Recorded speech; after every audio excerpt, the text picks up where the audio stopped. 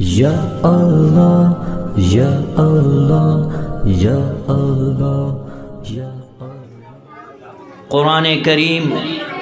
ہدی للناس ہے۔ جو بھی آدمی قرآن کی طرف آتا ہے، جو شخص قرآن سے اپنا تعلق بناتا ہے، جو شخص قرآن سے وابستہ ہو جاتا ہے،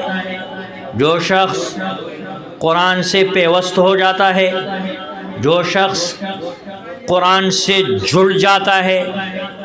قرآن چونکہ بلند کتاب ہے، اعلیٰ کتاب ہے، ارفع کتاب ہے، بڑی کتاب ہے، عظیم کتاب ہے، شان والی کتاب ہے،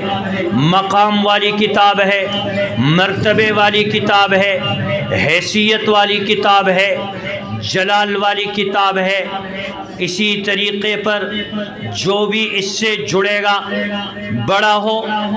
چھوٹا ہو، مالدار ہو غریب ہو، اگلا ہو پچھلا ہو،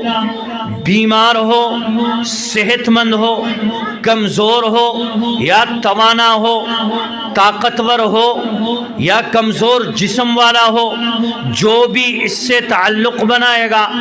بادشاہ ہو یا عام فرد ہو، جو بھی قرآن سے اپنا تعلق بنائے گا، جو بھی